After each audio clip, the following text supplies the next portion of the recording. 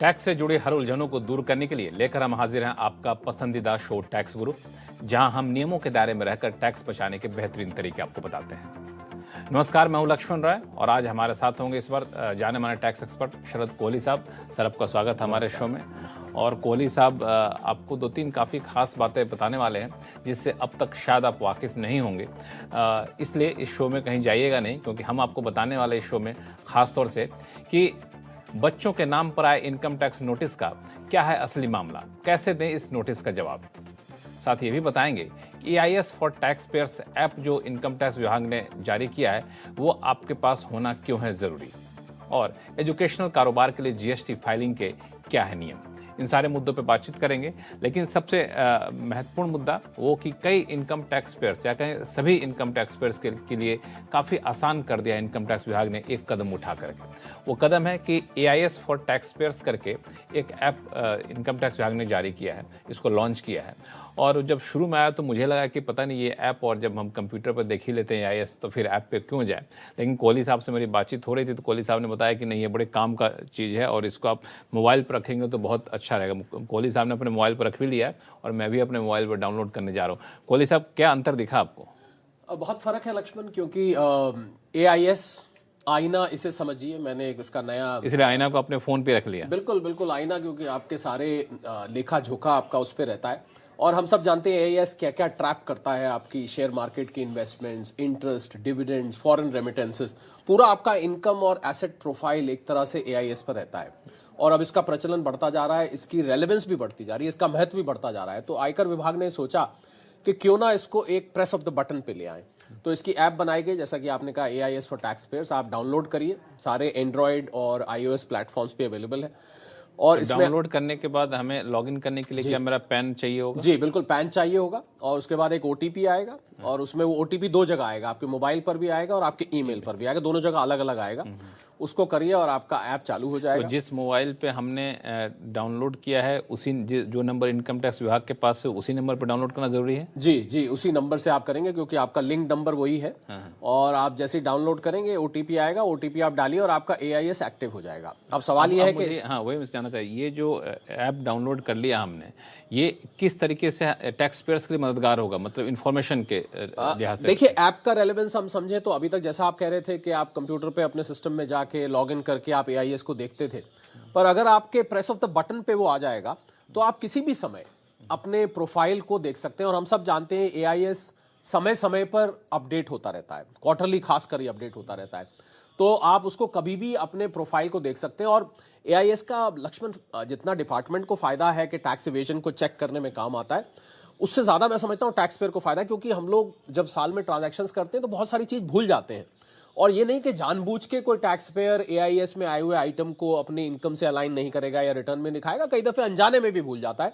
तो अगर आप उसको प्रेस ऑफ द बटन से करते हैं, और एक बहुत बड़ा फायदा जो इसमें दिया गया है ऐप में, कि आपके वहाँ जो ट्रांजैक्शन आ रहा है उसको आप अग्री या डिसअग्री भी कर सकते हैं। मतलब आप मान लीजिए किसी और का ट्रांजैक्शन उसमें दिख रहा है, अक्सर शिकायत आती है कि ये तो हमने ऐसा कुछ किया ही नहीं, तो आप वहीं पर ऐप से ही उसको डिसएग्री भी कर सकते हैं। तो ये मैं समझता हूं एक शॉर्टकट AIS को देखने का और AIS पे अग्री डिसएग्री करने का टैक्स पेयर्स के लिए बहुत। और आप देखिएगा जैसे जैसे समय बीतेगा, आप देखेंगे कि इस ऐप के बिना लोगों को रहना मुश्किल हो जाएगा। बिल्कुल। अब मुझे लगता है कि मोबाइल पर रहेगा तो जब भी आपके पास समय है, आप ट्रेवल कर रहे हैं, आपके पास टाइम है 2 मिनट का चेक कर लिए, कुछ गलत तो नहीं आ गया जो जिससे हम सहमत नहीं होते हैं, तो ये एक काफ़ी फ़ायदेमंद है और सुविधाजनक भी रहेगा। इसको देखते रहिए, इससे गलती से ज़्यादा टैक्स की देनदारी अगर बन जाती है तो सुधारने का आप मौका भी दे सकते हैं अपने आप को भी और इनकम टैक्स विभाग को भी। तो इस ऐप को डाउनलोड करिएगा, मैं भी डाउनलोड करूँगा, और कोई दिक्कत आएगी तो फिर कोहली साहब को पकड़ा जाएगा। कोहली साहब, अब शुरू करते हैं सवाल जवाब का सिलसिला। सबसे पहला कॉल हमारे पास दिल्ली से आया है, लोकेश नेहरा जी का फोन है। लोकेश जी नमस्कार, कैसे हैं आप? Hello sir. हेलो, मैं कैसे ठीक हैं हूँ सर, आप कैसे हैं? बढ़िया, बताएं क्या सवाल आपके पास? सर मेरा क्वेश्चन GST से रिलेटेड था। जोर से बोलेंगे, आवाज बस। जी जी, हाँ। मेरे कोचिंग सेंटर है सर दिल्ली में, साउथ दिल्ली में। और उसकी जो टर्नओवर है, अभी जो फाइनेंशियल ईयर खत्म हुआ था 30 मार्च को, तो तब मैंने देखा कि इसकी जो टर्नओवर है वो 20 लाख से ऊपर जा चुकी है। और पहले ये तक कि मेरी एजुकेशनल सर्विसेज एग्जाम्प्ट होती हैं GST में, तो मैंने GST नंबर लिया हुआ नहीं था। अच्छा। अभी जो उसने की मेरे को एक फ्रेंड ने इन्फॉर्म किया कि जीएसटी नंबर मुझे ले लेना चाहिए। तो उसी में कंफ्यूज था कि मुझे जीएसटी नंबर ले लेना चाहिए, कंपलसरी है ऐसा कुछ। ये इनका 30 मार्च 2023 से ऐसा बता रहे हैं कि टर्नओवर 20 लाख के पार हो चुका है। अब जीएसटी रजिस्ट्रेशन लेना चाहिए। इनको ऐसा है कि एजुकेशन प्रोवाइडर है तो हम नहीं दें, जरूरत नहीं है। जी हाँ लोकेश जी, देखिए ये बात सच है कि एजुकेशन पर जीएसटी नहीं है, परंतु बहुत ज़रूरी है कि जो कोचिंग सेंटर्स हैं, जो मतलब सिर्फ यूनिवर्सिटी, कॉलेजेस, स्कूल्स, ये एजुकेशन में एग्जाम्प्ट आते हैं, पर जो ये निजी कोचिंग है, जो प्राइवेट कोचिंग जिसको हम कहते हैं, ये जीएसटी की दायरे से बाहर नहीं रखा गया है। तो लोकेश जी, आपका क्योंकि आपने कहा 31 मार्च को 20 लाख पार हुआ है, 30 दिन का समय होता है जब आप थ्रेशहोल्ड को पार कर जाते हैं, तो अभी आपके पास समय है 30 दिन के अंदर अंदर आपको रजिस्ट्रेशन लेके। और अब आपके स्टूडेंट्स को ज़्यादा महत्वपूर्ण बात यह है, अब जो भी आप फीस उनसे चार्ज करेंगे उस पर आप 18% उसके ऊपर लगाएंगे, तो आपकी थोड़ी सी कोचिंग महंगी हो जाने वाली है, पर कानून का पालन करना भी ज़रूरी है। तो इसलिए अब आप आगे से 18% चार्ज करके और बाकायदा जमा करेंगे, जैसे एक आम जीएसटी ट्रेडर ट्रेड करता है, आपको उसी प्रकार इनवॉइस रेज करनी पड़ेगी, चार्ज करना पड़ेगा, जमा कराना पड़ेगा, रिटर्न्स फाइल करनी पड़ेंगी। थोड़ी सी सिरदर्दी है, पर कानून का पालन करना अच्छी बात है। लेकिन आपने एक बड़ी अच्छी बात कही कि एजुकेशन प्रोवाइडरों के लिए जीएसटी के तहत नहीं आते हैं, लेकिन अगर प्राइवेट इंस्टीट्यूट चलाते हैं तब लगता है। तो मुझे एक सवाल आया कि कई सारे संस्थानों को मैंने देखा है कि यूनिवर्सिटी से एफिलेटेड हैं, उनके फ्रेंचाइजी के तौर पे क्लासरूम रहते हैं, प्राइवेट कॉलेजेस हैं, तो उनका क्या नियम है? देखिए, अगर वो उसी यूनिवर्सिटी का एक्सटेंशन की तरह काम कर रहे हैं, मतलब उसी यूनिवर्सिटी का रिकॉग्नाइज कोर्स चला रहे हैं, जैसे कोई ग्रेजुएशन का कोर्स है, किसी को ऑथराइजेशन दिया हुआ है, तो यूनिवर्सिटी से मान्यता प्राप्त है, अगर मैं आपकी बात पे सीधा बोलूं तो फिर तो नहीं लगेगा। पर अगर प्राइवेट कोचिंग है, लोकेश जी के बात से लगा है, कोई प्राइवेट कोचिंग हो सकता है, इंजीनियरिंग की, मेडिसिन की, तैयारी कराते हैं, चार्टर्ड अकाउंटेंसी की, किसी चीज की कोचिंग देते होंगे, तो वो क्योंकि अगर मान्यता प्राप्त होगा यूनिवर्सिटी से फिर नहीं लगेगा। पर अगर प्राइवेट है और कोचिंग है, तैयारी करा रहे हैं कंपटीशन एग्जाम्स की, तो लोकेश जी अब आपके ऊपर जीएसटी लगेगा। पर लक्ष्मण, इसमें अच्छी बात ये देखेंगे लोकेश जी, एक बड़ा कोचिंग सेंटर है, ये भी एक इंप्रेशन लोगों को मिलता है, बिल्कुल। और मुझे लगता है कि लोकेश जी के सवाल के जवाब देने के साथ कई ऐसे लोगों की शिकायतें दूर हो गई जो मुझे कई बार मैसेज करते थे कि आप जीएसटी के सवाल काफ़ी आखिर में लेते हैं, आप बहुत कम लेते हैं, हमने शो की शुरुआत में जीएसटी जुड़ा सवाल ले लिया। तो अब इस दिक्कत होनी चाहिए, आप लोग सवाल भेजिए, जवाब हम लोग देंगे शो में और प्रमुखता के साथ देंगे। चलिए अगले कॉलर के पास चलते हैं, जो हमारे साथ बिहार से जुड़े हुए हैं जितेंद्र कुमार सिंह साहब। जितेंद्र जी नमस्कार। नमस्कार, thank you very much. Thank you, आपने हमें सवाल भेजा हमारे शो में। बताइए क्या उलझन है आपकी? लक्ष्मण जी और कोहली जी को मेरा नमस्कार। नमस्कार। और कोहली जी जो बराबर टैक्स की उलझनों को आसान भाषा में समझाते रहते हैं, इसके लिए भी धन्यवाद। थैंक यू जी। मेरा प्रश्न है जी। हेलो। हाँ जी, बताएं, आपकी आवाज आ रही है, क्या सवाल है आपके?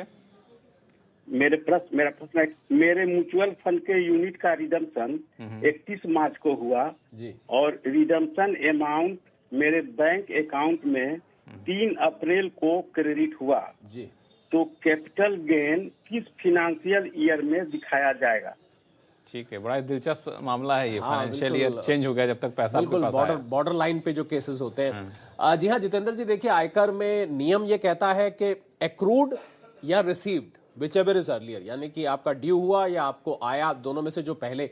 तो क्योंकि आपका 30 मार्च को आपने कहा या 31 मार्च को एक्रू हो गया था, तो वो पिछले साल में ही जाएगा, मतलब जिस साल को 31 मार्च को वो साल खत्म हो रहा है उसी साल में उसको माना जाएगा, उसी साल में आप उसको लीजिए। और मैं उम्मीद कर रहा हूं कि आप जब उसका अगर इक्विटी म्यूचुअल फंड है तो आप सेक्शन 112A का भी बेनिफिट 1 लाख का ले रहे हैं। अगर डेट म्यूचुअल फंड है, लॉन्ग टर्म है, 31 मार्च तक तो आपको पता है उस पर long term capital gain benefit भी मिलता है, वो सब आप ले, पर ये जाएगा 31 मार्च से पहले ही, रिसीव भले ही कभी भी हुआ। तो ये सिर्फ जितेंद्र जी के लिए नहीं बल्कि ऐसे कई सारे दर्शक होंगे जिनके मन में दुविधा होगी, दुविधा साफ कर दिया जाए। जिस दिन रिडीम हुआ उस दिन से कैलकुलेट होगा, आपके खाते में भले अगले फाइनेंशियल ईयर में आया हो, इससे कोई फर्क नहीं पड़ता। क्यों? चलिए फिलहाल वक्त है छोटे से ब्रेक का। ब्रेक के बाद बताएंगे अगर आपके बच्चे के नाम से आया इनकम टैक्स का नोटिस तो क्या है माजरा और कैसे दें उसका जवाब, बताएंगे छोटे से ब्रेक के बाद। ब्रेक के बाद एक बार फिर से आपका स्वागत है। आप देख रहे हैं टैक्स गुरु और आपके सवालों का जवाब दे रहे हैं। हमारे साथ हैं जाने माने टैक्स एक्सपर्ट शरद कोहली साहब। कोहली साहब वैसे तो बड़े बुजुर्ग कई सारे सवाल पूछते रहते हैं, लेकिन मैं सोचा इस पर क्यों नहीं बच्चों से जुड़ा सवाल लिया जाए, क्योंकि कई लोगों का कहना है कि उनके पास इनकम टैक्स विभाग का नोटिस आया है लेकिन ये नोटिस जो है उनके बच्चे के नाम पर है। ऐसा कैसे संभव है? जी हाँ, लोग हैरान हो रहे हैं इसीलिए कि बच्चे तो टैक्स पेयर्स नहीं होते, उनकी रिटर्नें नहीं जाती हैं, तो भला आयकर विभाग ये बच्चों का नाम क्यों निकाल के ला रहा है। जी हाँ, उसके पीछे बहुत मजबूत कारण है, और कारण ये है कि खासकर उन बच्चों को आ रहे हैं जिनके माता पिता ने बच्चों के बैंक अकाउंट से पैसा देश से बाहर भेजा। हम सब जानते हैं लिबरलाइज रेमिटेंस स्कीम, LRS बोलते हैं, जिसके अंतर्गत $2.5 लाख हर भारतीय भारत से बाहर एक साल में भेज सकता है। तो क्या हुआ कि कुछ ने कैपिटल इन्वेस्टमेंट के लिए, कुछ ने एजुकेशन के लिए, कुछ ने मेडिकल ट्रीटमेंट के लिए अपने अकाउंट से भेजने की बजाय बच्चों के अकाउंट से बाहर भेजे। अब जो इनकम टैक्स का ट्रैकिंग सिस्टम है उसमें वो बच्चों के अकाउंट रेडार में आ गए, क्योंकि RBI से वो लिस्ट आती है जिन अकाउंट से पैसे बाहर गए।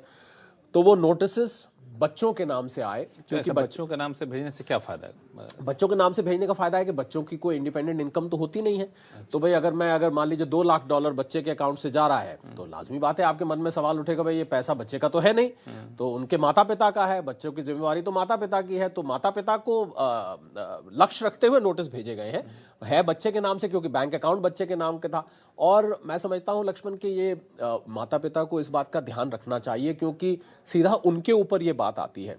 और अगर आप बच्चे के अकाउंट से मान लीजिए भेज रहे हैं जानबूझ के, और किसी के मन में थोड़ी सी शरारत भी है कि वो उसको नहीं दिखाना चाहते, ऐसा संभव है नहीं। तो ऐसा संभव नहीं है, क्योंकि आपको जो शेड्यूल FA होता है इनकम टैक्स रिटर्न में, फॉरेन एसेट्स वाला, उसमें अगर आप नहीं दिखाते तो 10 लाख रुपए तक की पेनल्टी भी है। अगर आप 10 लाख रुपए तक की ब्लैक मनी लॉ के अंडर पेनल्टी है। तो मुझे लग रहा है बच्चों को शील्ड बना के, बच्चों की आड़ बना के माता पिता को मैं ये सलाह देना चाहूंगा कि आप अगर बच्चों के अकाउंट से भेज रहे, कोई हर्ज नहीं है भेजने में, पर उसको आप अपने अकाउंट्स में, माता या पिता के अकाउंट में उसको रिफ्लेक्ट करें, बिल्कुल रिफ्लेक्ट करें। 18 साल से कम उम्र के हम सब जानते हैं बच्चों के।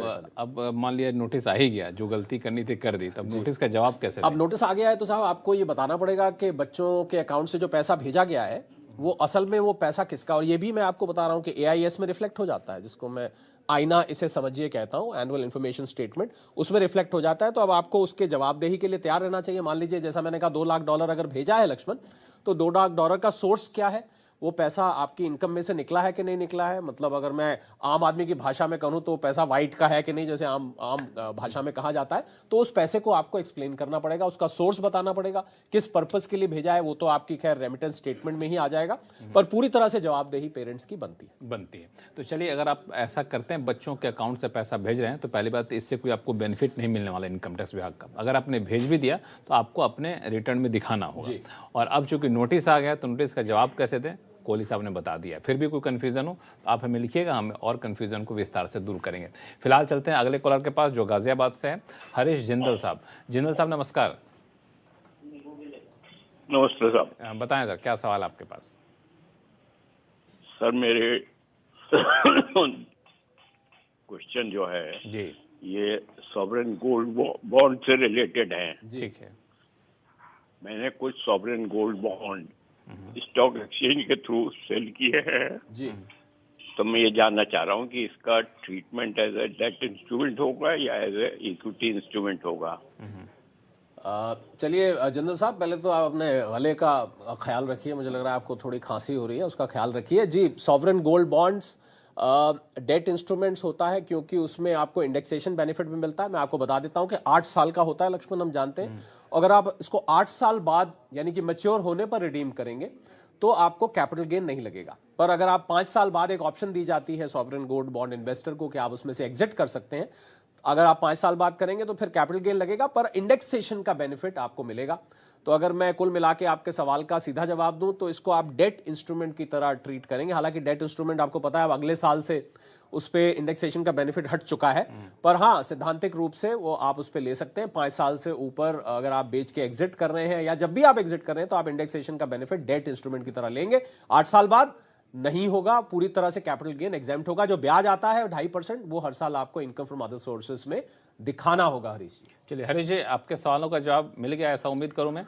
मैंने बॉन्ड मार्केट से खरीदे हैं और वो मैच्योरिटी तक मैं रखता हूँ जी, तो उस पर क्या कैपिटल गेन लगेगा या नहीं लगेगा? जी नहीं, अगर आप मैच्योरिटी तक हरीश जी रखते हैं तो उस पर नहीं लगेगा। यही मैं आपको कहना चाह रहा था कि अगर आप मैच्योरिटी के बाद उसको एनकैश करेंगे तो आपके ऊपर कैपिटल गेन नहीं लगेगा। आपके लिए ये खुशखबरी है। ठीक है हरीश जी, दुविधा दूर हो गई।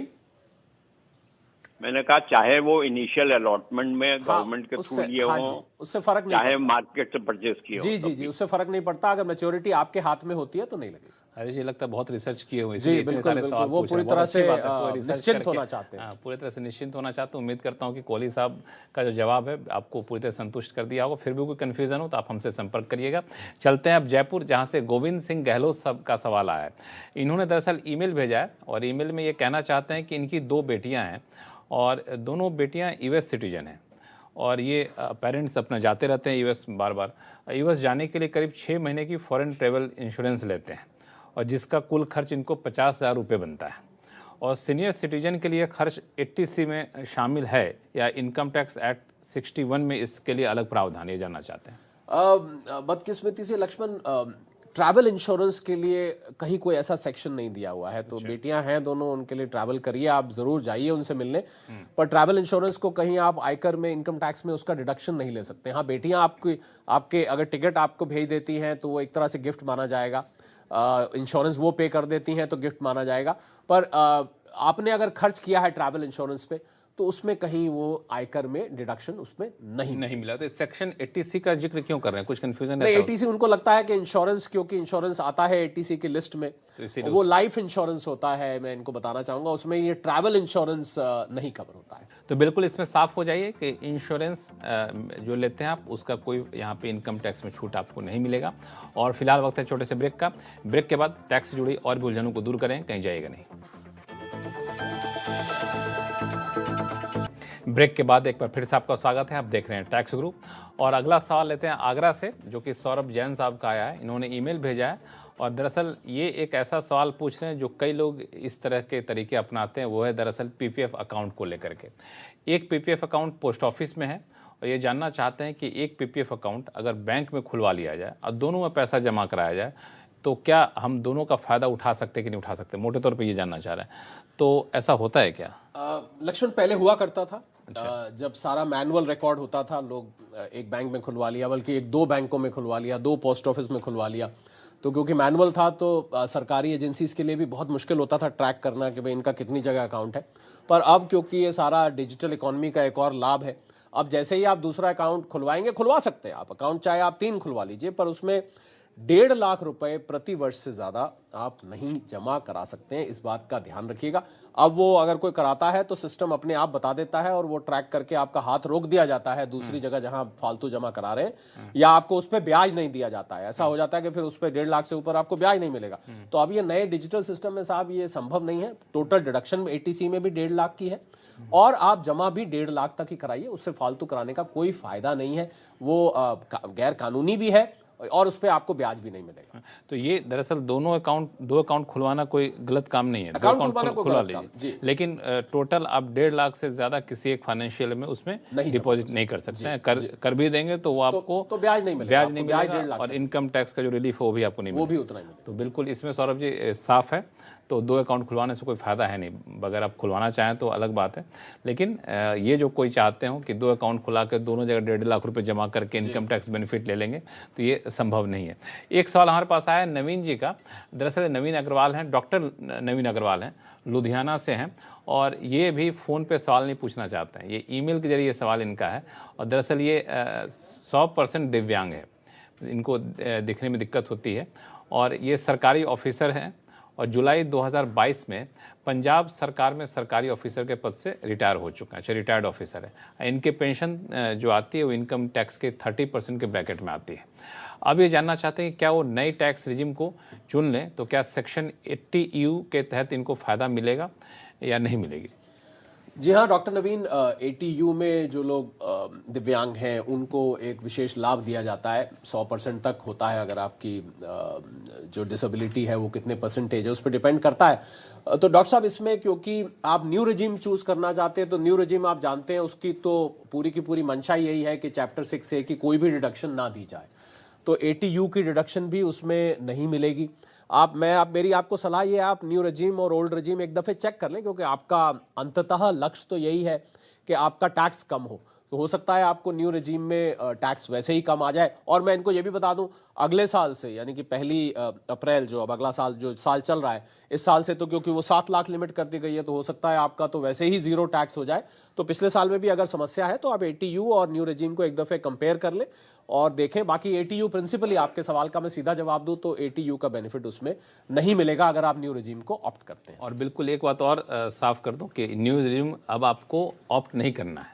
न्यू रेजिम अपने आप ऑप्ट किया हुआ दिखेगा बाय डिफॉल्ट। अगर आपको पुराने में जाना है तो आपको बताना होगा कि हम पुराने में जा रहे हैं। सही है जी बिल्कुल डिफॉल्ट। चलिए, तो इसका भी ख्याल रखिए। सिर्फ नवीन जी नहीं बल्कि सारे दर्शकों के लिए बहुत काम की चीज़ है, भूल मत जाइएगा, वरना फिर आप ऑटोमेटिक न्यू रेजिम में माने जाएंगे। चलिए कोहली साहब, बहुत बहुत शुक्रिया सभी सवालों का जवाब देने के लिए। आपके पास कोई भी सवाल हो, चाहे इनकम टैक्स से जुड़ा हुआ हो या फिर GST से, आप हमें लिख भेजिए tax@moneycontrol.com पर। आप अपना सवाल जब भेजें तो अपना नाम और मोबाइल नंबर लिखना ना भूलें। देखते रहिए CNBC आवाज़। नमस्कार।